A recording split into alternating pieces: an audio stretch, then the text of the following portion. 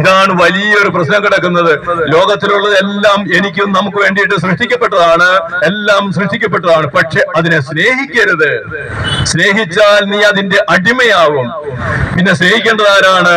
ഇതിനെയൊക്കെ സൃഷ്ടിച്ച് പരിപാലിച്ച് എന്നെയും പരിപാലിക്കുന്ന നിത്യനായ ദൈവത്തെയാണ് സ്നേഹിക്കേണ്ടത്. അവർ ഒറ്റ സ്നേഹം മാത്രമേ നമുക്ക് അനുവദനീയമായിട്ടുള്ളൂ. ബാക്കി നമുക്ക് എല്ലായിടത്തും ഉപയോഗിക്കാം. ദൈവം ഒരിക്കലും നോ പറയാറില്ല. എത്രത്തോളം സമ്പത്തുണ്ടാക്കാം, അതിനകത്ത് തെറ്റില്ല. പക്ഷേ ആ സ്ഥാനത്ത് കയറ്റി മറ്റൊരാളെ പ്രതിഷ്ഠിച്ചാൽ അതിനെക്കുറിച്ച് തിരുവചനം ഇങ്ങനെയാണ് പറയുന്നത്: രണ്ട് യജമാനന്മാരെ ഒരാൾക്ക് സ്നേഹിക്കുവാൻ സാധിക്കുകയില്ല. ഒന്നല്ലേ ആദ്യത്തെ ഒരുവനെ അവനെ ദ്വേഷിക്കും, അവനെ ഉപേക്ഷിക്കും. രണ്ടാമത്തെ ആളെ സ്നേഹിക്കും. അല്ലെങ്കിൽ രണ്ടാമത്തെ യജമാനെ സ്നേഹിക്കും, ആദ്യത്തെ ആളെ ഉപേക്ഷിക്കും. രണ്ട് യജമാനന്മാരെ ഒരുപോലെ സ്നേഹിക്കുവാൻ സാധിക്കുകയില്ല. ലോകത്തെയും ദൈവത്തെയും ഒരുപോലെ സ്നേഹിക്കാൻ ഒരു മനുഷ്യനും സാധിക്കുകയില്ല. അതൊരു കെണിയാണ് അങ്ങനെ ആഗ്രഹിച്ചാല്. അപ്പോൾ ലോകത്തെയോ അതിന്റെ വസ്തുക്കളെ സ്നേഹിച്ചാൽ പിതാവിന്റെ, അതായത് നമ്മുടെ നിത്യനായ ദൈവത്തിന്റെ സ്നേഹം അവനിൽ വസിക്കുകയില്ല. അവൻ തന്നെ ദൈവത്തിന്റെ ശത്രുവാക്കി മാറ്റുകയാണ് ചെയ്യുന്നത്.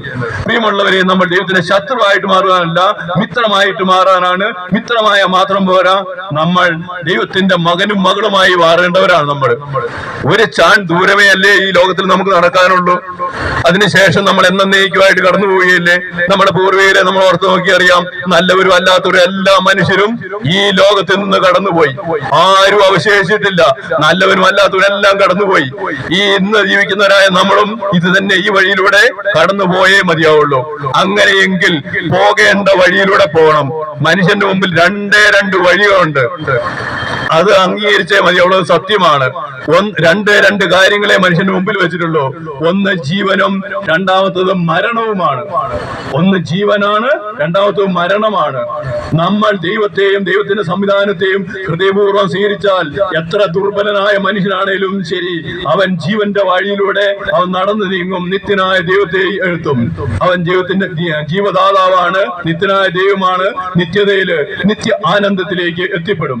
എന്നാൽ ഈ ലോകത്തിന്റെ ഉച്ഛിഷ്ടങ്ങള് എല്ലാ അശുദ്ധികളും നമ്മൾ സ്വീകരിച്ച് അതിൽ ആനന്ദിച്ച് നമ്മൾ പോകുമ്പോൾ ഓർക്കുക, ആ നടക്കുന്ന വഴിക്ക് വീതി കൂടുതലാ. അത് വലിയ കല്ല് ചെത്തി മിനുക്കി നല്ല ഭയങ്കരമായിട്ട് ഉണ്ടാക്കിക്കുന്ന നാഷണൽ ഹൈവേ, അതിനേക്കാളും വലിയ ഹൈവേ ആണ്. പക്ഷെ അതിന്റെ അവസാനം പാതാള ഗർത്തുവാ. എന്നാൽ ദൈവത്തിന്റെ വഴിയിലൂടെ നടക്കുമ്പോൾ ഒരു ഞെരുക്കമുണ്ട്. ആ ഞെരുക്കങ്ങളിലൂടെ കടന്നു പോകുന്നവന് എത്തേണ്ട വഴിയിലേക്ക് എത്തിയിരിക്കും, നിത്യനായ ദൈവത്തിന്റെ അടുത്തേക്ക്. അതിനെ തിരുവചനം പറയാണ്, ഈ ലോകത്തിന്റെ കഷ്ടതയെ കുറിച്ച് ദൈവം പറയുകയാണ്, വരാനിരിക്കുന്ന മഹത്വത്തോട് തുലനം ചെയ്യുമ്പോൾ ഈ ലോകത്തിന്റെ കഷ്ടതകൾ നിസ്സാരമാ. കാരണം ഒരു കുറഞ്ഞ കാലത്തേക്കുള്ള ഒരു കഷ്ടതയും ഞെരുക്കവും മാത്രമേ ഉള്ളൂ.